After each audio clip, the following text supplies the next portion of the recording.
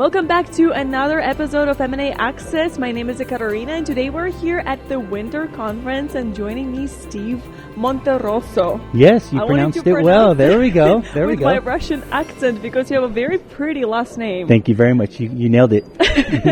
So, do people get your last name messed up? They butcher it pretty often. They either Really? add an extra R or an extra S, one of the two. That's annoying. Yeah. I can relate to Yeah. that, though, because my name is pretty long and complicated, too. Yeah. But thank you so much for being here. Thank you for being at the conference. Definitely. What has been your favorite part so far? You know what? The conference, it's always the engagement with folks. What I find about AM&A is that the relationships just seem more genuine. So I always walk away from this event with, I almost want to say friends, right? Where it's Yeah. like, okay, we're going to hang out after this. Yeah. And also the deal making that happens. Both are very exciting. Absolutely. So, but we'll talk about your best networking advice here in a little bit. I'm Perfect. interested to hear about that. But Steve, I am very honored to have you on our podcast because you are very widely known and respected among the AM&A atmosphere, ecosystem, Wow, whatever I you want to appreciate call that. it. Yes, so we are very excited to have you on our podcast. Your rise did not happen overnight. You had quite the journey. So let's start with that first. For those who don't know you, you can reintroduce yourself or just share your journey of how you became so successful at what you do. Definitely. It was definitely not a short journey. It was a long journey. I didn't skip a single rung in a ladder, and so it was definitely climbing a ladder. I would say the rise was really just taking on responsibility that I didn't have to take on. I think that was one of the key elements, right? I don't know if you've ever heard the saying, fake it till you make it. I faked it until I made it, right? I put myself in a lot of those very uncomfortable situations that helped grow me, right? So it was long hours, long nights, just making sure that if I didn't know how to do something, I figured it out, right? So, and that's been kind of my story from the very beginning to present. As I mentioned, I didn't skip a rung. I started in a call center, making $30K a year, and I moved myself every single rung. So I didn't skip a single step in that process. What did that climb felt like for you? It felt long, right? It was a long climb, but it was enjoyable. It's what I really enjoy doing, because when you put yourself in those uncomfortable positions, you learn just so much from that, right? And so much more than you can learn from schooling, from any other experience. It's the raw experience. So it was enjoyable. It's been a fun road, and I'd like to say that road has come to an end, but it hasn't, right? I'm still growing and learning, and still stretching myself in any way possible. And I'm sorry, I forgot to introduce you fully. You are the CEO of Shareable. Correct. CEO and refounder. Yes. So take me back to the day when you decided to step into the industry. When I decided to step into the industry, meaning in tech. Yes, in tech wow, and data. Yeah. You're taking me back probably 18 years ago. Yeah. I came from an industry that was going through some turbulent times. It was the 2008, right, during the real estate market crash. I was an investor, did a bunch in real estate, and I just needed to find something different, right? And so I interviewed with this company. The company was called 8x8. They did voice over IP. They were very early cloud type solution, and that was where my journey started. It started in a call center, making cold calls, being an inside sales rep, and I moved my way up through the corporate chain, primarily through sales and marketing and handling all the go-to-market functions. And so from there, I've been at small startups to mid-sized startups to Fortune 500 companies. But my sweet spot and where I most enjoy is really in the startup realm. So, what qualities does a person needs to have to step into, once again, I repeat myself, that industry, data, technology? Yep. What kind of quality and skills does a person needs to have? I think the biggest skill set they have to have is drive, right? Drive and grit, ready to grind it out and do what it takes to be successful. I also think curiosity is extremely important. Being curious, asking questions, being observant, right? And observing through others, learning from their mistakes through their success. I would say that would be another attribute that makes people successful. Those would probably be the big two, really. And just the willingness to roll up your sleeves, wear multiple hats, and just immerse yourself in it. Mm-hmm. And back in your days when you were working at the call center, what was harder, to get people to believe in you as a young, just like beginning to work on your career professional, or in your vision? The calls, when I first started, it was definitely getting people to believe in me. I actually didn't come from a background of education. Education didn't start until much later in life for me. I went back to college. I did it more as a formality. And so I didn't have the college degree to support why I should be in the roles that I've been in. So really, I think it was that, right? It was building the trust first and then getting them to believe in my vision from there. The vision doesn't land until you've built the trust as an individual, as a contributor, as someone who executes. And that goes on even today in the role that I'm in today, right? The trust is built through being in the trenches, executing, showing the results. Those are things that build the trust so that they say, hey, I believe in his vision and where he's going and what he's doing, and that he's going to be unstoppable in accomplishing that. And as a co-founder? No, not a co-founder, refounder. Refounder. Yeah, refounder. So explain that to people who don't understand the difference, maybe. Yeah, definitely. So I turned the business around. I basically took and redesigned our website, redesigned our go-to-market strategy, changed up our logo, basically refounded the company, right? Really turned it around, went from back to being profitable and growing revenue. And so that's been my emphasis and where my focus has been. Why did you do that? What's the story behind that? Why ShareVault? The why, it always comes down to, I love challenging environments, right? I like signing up for things that make me feel uncomfortable, because it goes back to what I stated earlier. There's so much learning that happens when you do that. And ShareVault for me was very different, right? It was a turnaround, so I was leading a turnaround, leading a transformation. Above and beyond that, most of my experience building up to date was really VC-backed companies where resources were not constraints. It was like, hey, here's 20 million, go grow and scale. Growing and scaling a bootstrapped company, very, very different. And so I learned a ton about that. Also, what attracted me about it is I just began to love the M&A space as I learned more and more about it. And so I started to really lean in and embrace that. And that's what keeps kind of my mind still in the game and what fires me up every morning. How were you not scared of just loss and this going completely wrong? Not, the success story that we have now. Yeah. How were you so confident? I think it's because I failed in the past. I've failed. And I guess I'm a prime example of fail fast methodology, right? Fail fast. So I tend to do that really well. I'll fail fast and get back up and let's figure it out. I wouldn't say I wasn't scared, right? Challenges and being put in those types of situations are hard. Learning is difficult. It's not easy. Otherwise everyone would do it. But I just enjoy it. I just enjoy it is the best way to say it. When it comes to those types of challenges, I think the enjoyment trumps the fear, knowing that, okay, you're going to do something you've never done and you're going to come out successful on the other end.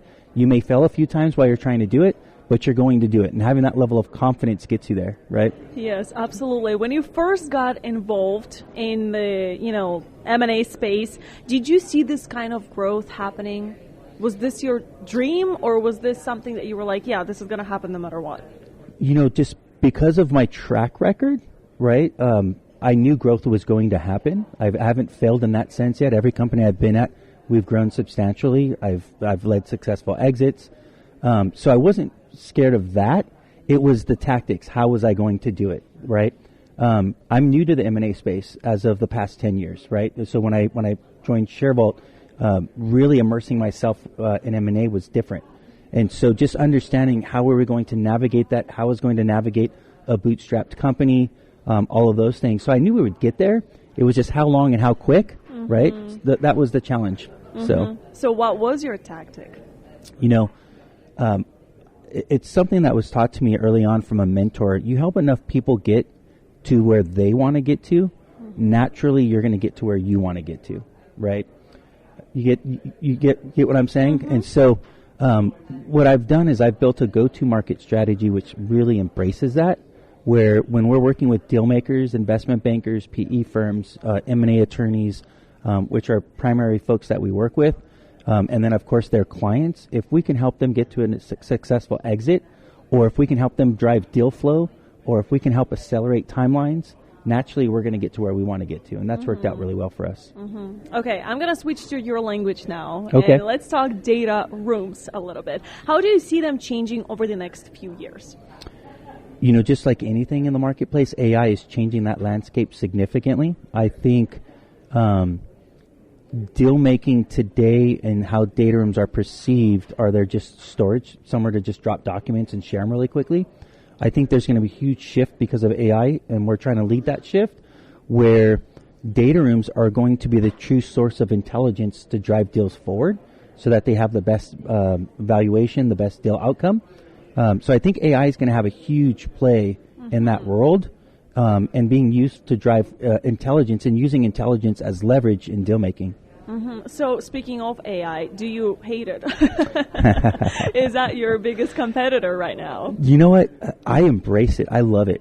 Okay. You know, I'm an embracer of it. I'm very forward leaning on it. AI is used in everything I do today, right? I don't know how I would lead a business without it at this point.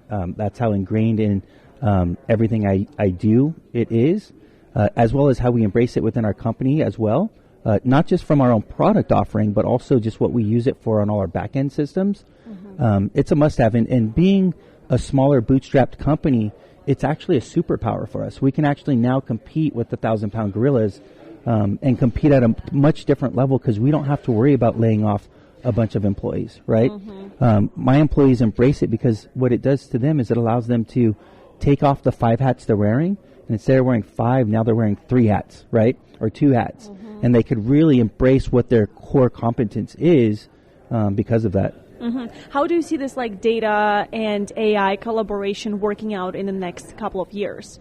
What is that going to look like, process-wise or just overall relationship? So I think, well, let's talk about the relationship piece, because I'd rather talk about that because it was an epiphany I had at this event, and the last couple of events I've attended. I used to think AI was going to replace salespeople. And that wasn't always my thinking. I kind of evolved to that. I started realizing, wow, because of the pandemic, everybody's online, everything's being recorded. There's plenty of recordings to learn from. AI is going to take over the salesperson's role, right? Now, fast forward, what I'm seeing is that people are fatigued with AI. Bot to bots talking. Now you don't know if it's a bot to bot. Are you really talking to a live person?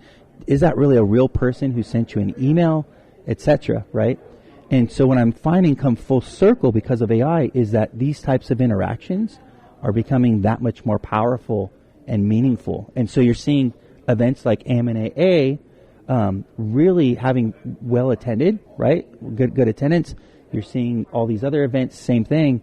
You're really starting to see that come back to the forefront where good forward-facing people who can have good conversations, it's a superpower again. And also everyone says data is everything, including me. I mean, you cannot do anything without data and analytic portion of a deal, especially when it comes to money. Yep. So in deals, where do you see people still getting data wrong? I deal more on the document side of the data side, so I'm going to speak to the document side. Okay. So what we do is we store confidential documents during high-stakes transactions like fundraising, mergers and acquisitions, divestitures, litigation, etc., right? Where I see things going wrong is the belief that you just need to dump a bunch of documents into one spot. And the reality is you don't want to use it just as a data dump. You want to use a data room, as an example, to really drive deals forward. A data room, how it's structured, how it's organized, it sends a powerful message to those people that you're going to market with, right? And the message that a good data room could send versus a bad data room or unorganized data room is it's going to say you're unorganized, you're going to be hard to work with, you don't care about security, right? And those things, as you know, are just check marks against valuation. Okay, we're going to devalue you, we're going to devalue you, etc. And so where I see, data where it's important is really in how you position yourself in the marketplace. Do you have a story to share with us about maybe like the most challenging deal you've ever dealt with? You don't have to name any businesses or any names, just like something that sticks in your memory to this day, maybe something that left bad aftertaste in your mouth. Yeah. Or something that it was very inspiring that you didn't even expect to go the way it went. You know, I look at the good even in the difficult, right, and the hard ones and the challenging ones because, again, they stretch you, you learn from them. I would say, you know, a learning I've had is how important it is to sometimes say no, right? There are certain customers that maybe just aren't going to be the best customers, that are going to be a lot of work, that are going to stretch you as an organization. But some of them might be waving $1 million check in front of you saying, but hold on, we got $1 million, right? And it's so easy for CEOs to say, well, hold on, let's go chase that. Let's go do that. What ends up happening is it stretches you beyond what you can be stretched, right? Both from a engineering, a product standpoint, how many people need to get involved to support the deal because you're not doing the things they wish you did, right? And so my experience would be it was a large government entity. I wouldn't say it was a bad experience. It was just an experience we really grew and learned from. And the learning was we want to make sure we don't sign up for too much. That's going to overstretch us with these strategic customers, right? How do you feel about people who don't believe in data? Say that one more time. Say that one more time. So, like, how do you feel about people who just, like, say data is not important? You know, Steven's business and what he's doing is not important. I don't understand why I should pay him for his services. Right. How do you feel about people like that? You know, I don't run into them very often anymore because data is just at the center of everything we do, right? So I'm trying to actually reflect back further back. I feel like if you don't believe in data, you're probably not going to be around. You're going to end up being a Nokia who gets left behind or a BlackBerry that gets left behind, right? That's just the reality of it. Just like with AI, right? If you don't believe in AI, I'm sorry, you're going to get left behind, right? AI is, yes, it is going to replace jobs, but where it's really going to replace people is if you're not going to use it and adopt it in your day-to-day workload, you're definitely going to get left behind, right? Absolutely. So. And from your perspective, what separates a clean, efficient deal process from a painful one? Once again, if you have a story regarding this, I would love to hear it. You know, I have a million stories on this particular one. Please, because you know what happens. One. You know what happens most often in the data room space is, oh my God, someone's knocking on my door and they want to buy my business. We need a data room. We need to get it up and going. And their documents are a mess. Everything's scattered. Everything's disorganized. And so where I see companies that really get it wrong is that they're not always deal ready. And that's just the reality. If you talk to any of these investment bankers, M&A attorneys, etc., they're going to tell you be deal ready so when someone knocks on your door, you're not being reactive, you're already proactive. You have your ducks in a row, you're organized, you're ready to go, right? Because as you know, over the past 5 years, time kills deals. I mean, it is truly the deal killer in our space, right? You saw with the pandemic. If you missed selling your business in a particular month, then all of a sudden now it's getting drug out for 18 months and may not even be able to sell your business because of supply chain issues, right? Those types of things can creep up. Just the things going on with geopolitical, right? Another example of something that could kill deals. So I think just what folks need to really do is they need to, from the beginning, just start thinking about if you have selling your business at mind, start structuring your documents now. Get a data room early, start organizing them, structuring, add to it every month so that when someone does come knocking on your door, because that's what you hope for, right? You know, companies are bought, not sold. You hope someone's going to randomly come to you and say, hey, I'm interested, versus you're going out to market and selling your business. That is the best case scenario.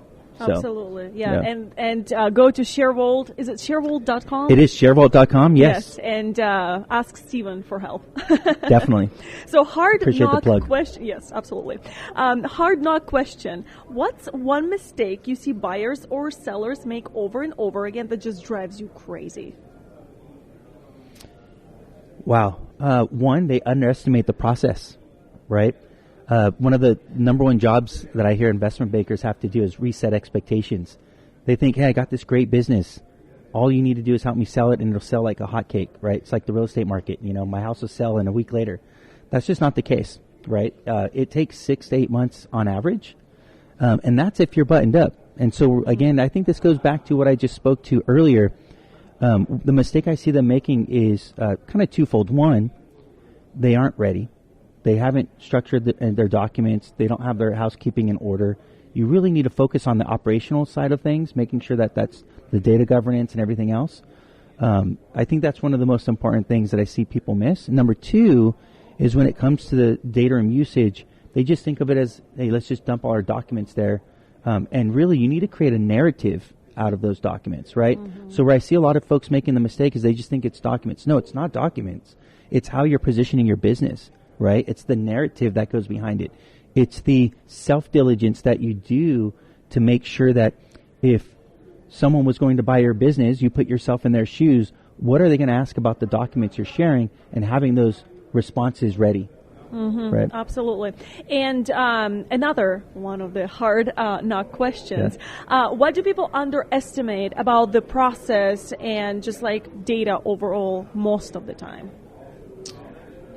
You know, I think my response is similar to the previous response, to be honest, on that one. When it comes to the process, really, I guess to add to that, I think I've ran into several founders that think they could do it on their own. Mm-hmm. And really, it takes a team, right? It's just like raising a kid. It takes a village. To sell your business, it takes a village, right? You need a good wealth manager. You need a good investment banker. You need a good M&A attorney, right?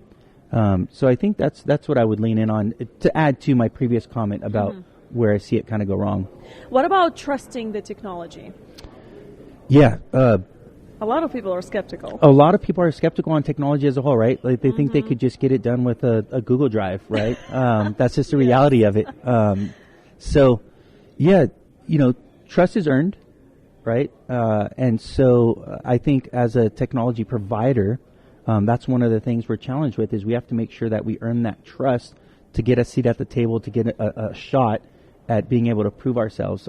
I think there's no doubt about it that if you talk to any credible M&A person, they're going to say they would prefer a data room used during a due diligence process versus maybe what we call a accidental competitor like a Google Drive, right? Because it really, when you trust the technology, what you get out of it is you get structure, you get data, and you get compliance, right? A lot of people forget about the compliance component. You know, at the end of a deal, you don't want to find yourself in litigation and you don't have this compliance archive that says, well, hold on, I did show him that data, right? So you have to trust the data in that sense and trust the technology to be able to arm you with that type of information if you got called into litigation, right? Mm-hmm. So yeah, I would say to all of our listeners, trust the data and trust the vendors. Mm-hmm. Yeah. How does ShareVault earn trust? You know, we earn it just like what we're doing today here at AM&A, right? At these events. I don't have to be here. I choose to be here. I have a team and a staff that's here. They meet with folks. But I try to do the same. I try to lead from the trenches. So when it comes to trusting us, you know, we're here. We're in your ecosystem. We're front and center. We're present. And we really lean in on the security side, right? So when it comes to our platform, we're ISO certified. We've gone through the NIST audits, you know, GDPR, et cetera. But really, it's the presence within the community that really helps build that credibility and that trust. The fact that we're strategically partnered with M&A, we have other strategic partnerships as well across other industries.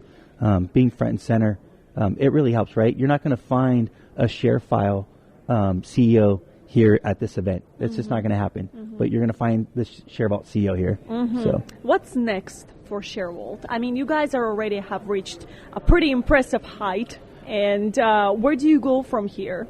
Yeah, I appreciate the fact that you love our impressive height and obviously the role I play in M&A. Yes. Yeah. You also had an impressive, very inspiring journey too. I respect people like that. Thank you. I would say, you know, where I see us going is I think there's an opportunity to consolidate the bottom half of the market for virtual data rooms, and I'd love to lead that initiative. So most of what we've done today has been through organic growth. I could see a roll-up strategy happening, right, where we roll up a few companies under our belt. Really, I want to go after the 1,000-pound gorillas and show that there's a better way to do things, a more efficient, more productive, that drives better business outcomes for the bankers, for the PE firms, for their clients, et cetera. So really, we're on this path to continue to grow and scale. and ultimately, hopefully, find ourselves in some roll-ups. Mm-hmm. Maybe one day there will be a collaboration, ShareVault and ChatGPT. Yeah, exactly. We have quite a bit that we're doing in the AI space. So stay tuned. We got plenty of AI related. Oh. Yes. So is there a point where growth becomes less about scale and more about impact? I think ShareVault's at that point. So yes, I actually really do. I think growth and scale in the early stages is all about validating your market, validating your customers, right? Validating what your product can do. We're past that. We're well past that, right? For us, we're really focused on impact, right? We've kind of got to that stage where, if you focus on impact, you're going to get growth and scale, right? Because that means you're adding value across the cycle of what we focus on. The answer to your question, I think there's a big difference. ShareVault's at that point where it's all about impact. We're trying to focus on making sure that we're driving the right business outcomes. Folks are getting the valuations that they wanted. They're getting deals done faster. All of those really help drive the longevity of how long they're going to use ShareVault and what they think about using ShareVault for. Mm-hmm. And as someone in a leadership position, what lesson have you learned the hard way? What lesson have I learned the hard way? I would say that, I used to think I can outwork bad processes, and I learned that the hard way. There comes a point where, yes, that is very true. You can. Early stage, later stage, hard work and grind does not trump having good processes and systems in place, right? Things that are repeatable. So that's a big lesson I learned. And I learned it the hard way, right? What happened? We had some systems in place that really, obviously being bootstrapped, again, this comes back to being a bootstrapped company really taught me the lesson. You're already resource constrained, right? You're already limited on people and you're limited on cash. When you have bad systems and bad processes in place, what ends up happening is you can't go to market as quick as you want to. Competitors can pass you up really quickly, right? Because now what you have is you have a marketing person who's focused on the tech behind the marketing versus on actually going out and marketing, right? And so for us, what happened is we had a bit of a stall where we had to stop and say, okay, let's put in new systems, new processes that are going to allow us to scale to that next level. And so that's what we've been doing for the past couple of years, is really doubling down on being operationally excellent. So on this podcast, I like to ask our guests a quick fire round of questions. You don't have to think too hard, just maybe a one-word answer. And we don't have to elaborate on your answer either. Maybe people in comments can judge you if they'd like or support you. Don't judge me. You ready? I just have 4 questions for you. Okay. One trend in M&A you're most excited about? I'm most excited about the dry powder that's sitting out there. We've been seeing this just incline of dry powder that's sitting out there waiting to get deployed. So I think that trend, I'm excited about it. I think we're getting to a point where it's going to start to get deployed and it's going to really open up the deal flow for ourselves at ShareVault, but also for our investment bankers and really start to drive the deals. One trend you're skeptical of? It's kind of piggybacks to the question you asked me about how I felt about AI. It's AI, right? I'm skeptical of what's really going to drive change, what's really going to drive the increase in productivity and efficiency, what's real, what's not, right? So I think that's one thing I'm skeptical of, is a lot of the companies that are touting all these workflow improvements, et cetera, and really they're not driving the end result, right? So we want to make sure at ShareVault that hopefully we stay ahead of that and we're actually driving the end result, the impact, as we talked about earlier. Best advice you've ever received? Yeah, I've had some pretty strong mentors, so I have lots of good advice. I would say the best advice goes back to what I said earlier. Help enough people get to where they want to get to. Naturally, you're going to get to where you want to get to. I think that's always sat well with me. The other one is probably going to be fake it till you make it, right? Fake it till you make it, right? Exactly. Those two are competing, so. Right. So before we wrap this up, I know that you guys actually have a podcast. We do. Yeah, it's called This is M&A. This is M&A. Yep. Okay, so you are our competitors. In a way we are. And also colleagues. Exactly. So where can people find your podcast and, check it out and give it a listen? Yeah, we would appreciate if you subscribe, like and subscribe. It's called This is M&A. It's deal making without the BS. So we try to get into the raw insights that you can learn from people who are on the front lines, not the noise, but really the signal. You can find us on YouTube. You can find us on Spotify, Amazon. We're across all channels, so you can find us pretty much anywhere. Perfect. And what kind of guests and topics do you usually cover on your podcast? Yeah, so typically our guest speakers are private equity firms, investment bankers. We like to talk about CEOs who are growing, scaling. Really anybody who's either growing, scaling, or exiting a business. That's really who we're trying to be front and center, or who's part of that ecosystem. Those are the folks that we have as our guest speakers. Yeah, check it out on YouTube. You said Spotify, anywhere you get your podcasts, pretty much. Yes, and it's called, once again? It's called This is M&A. This is M&A, not M&A Access. You can also check us out on Spotify as well, and YouTube, like and subscribe. But This is M&A with Steve Monterroso. Yes. Thank you. And last question. If someone wants to build a long-respected career in this space, your best networking advice? Ooh, best networking advice. You know, when it comes to networking, I think you got to know when to shut it down and when not shut it down. Meaning, you'll find a lot of people that will spin your wheels and spend a lot of time, and it leads to nowhere. When you go to network, you got to go there with intent, right? And so you got to know when you're going to add value to the conversation, or they're going to add value, and when they're not. And when they're not, shut it down and move on to the next, right? Because at the end of the day, we're all here to drive deals forward, to help propel our businesses. Those distractive conversations aren't going to help that. Well, Stephen, thank you so much for visiting me today here at M&A Access and also our conference. Thank you for being here. We hope to see you again next year. Definitely. I enjoyed it. I think it's a great conference, so thank you for having me. These kinds of conversations are happening all the time. We'd love for you to join in, whether it's through our monthly webinars, our biannual conferences, or our SEMA certification, and then we have our chapter events across the nation all year round. You can find out more at amaonline.com. Until then, see you next time.